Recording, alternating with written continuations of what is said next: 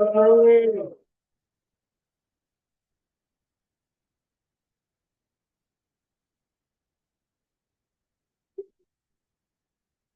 who here in Toastmasters, raise your hands if you join to improve your communication skills? About everybody. How about if you came here to better learn to influence people? Fair enough. So I'm going to present to you today 7 steps from a very powerful book that I'll reveal to you all today, and really how it transformed my life in an unexpected way. Before I reveal the book, it's really funny because 10 years ago, I read this book up here, and I really hated it. I was like, this is really some cheesy, low level. But now, 10 years later, I started to reread the book, and it was myself that did not see the power of what this book is. And so I'm going to reveal to you 7 of these steps. And the book, the reason why it felt so cheesy to me at that time was because it was called How to Win Friends and Influence People. What kind of weird, shisty, manipulative title of the book is that? However, when I started to consume this book again at a different lens and started to apply it, most importantly, I realized that there's a lot of power. So let me go ahead and get into the first principle, because there's over 30 principles in this book, but there's no way I can cover all in a short speech. So principle number 1 is don't criticize, condemn, or complain. And now this isn't an exhaustive, all-encompassing suggestion, because there are times where we do need to criticize others. There are times where we do need to receive criticism. But if we're going to be giving out criticism, especially to new people, be careful. That's going to really tick them off. So, and don't complain. Do your very best. We all complain.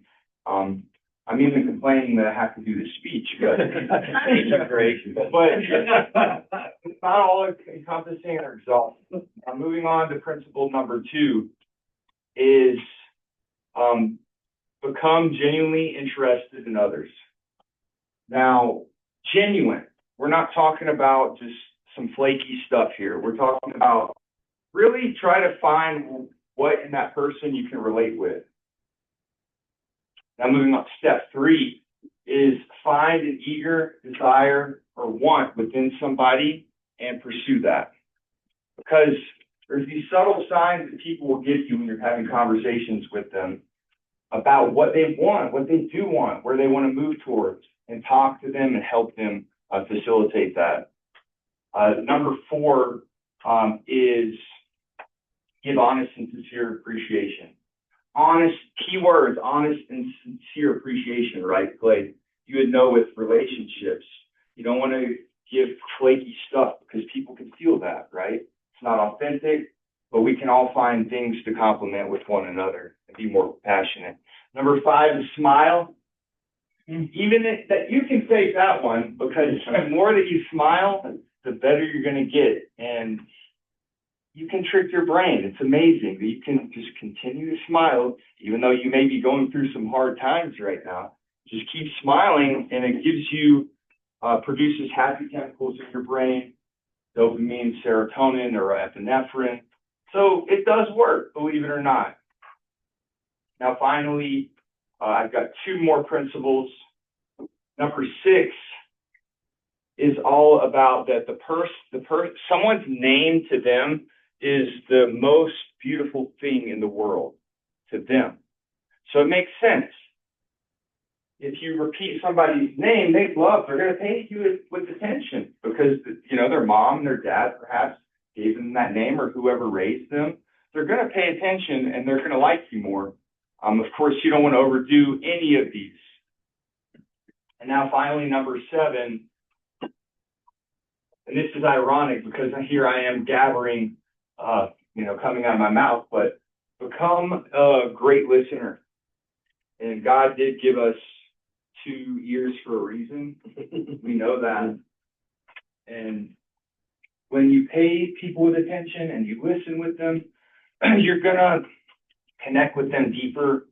Let people explain their stories to you.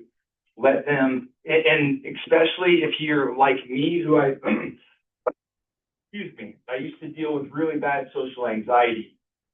And when I would go to a party, I would drink and things like that to try to calm my nerves.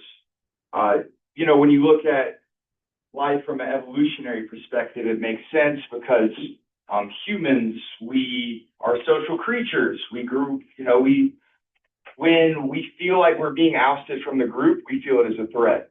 But nonetheless, you can bypass that completely with time, with practice, reading this book, coming to Toastmasters, listening to others. That's the hack right there. The millennial word hack.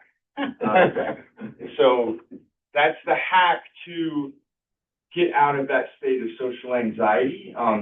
And wow, I'm so surprised because once again, this is a strange book title, but another millennial word. Shout out to Dan Carnegie. Yeah.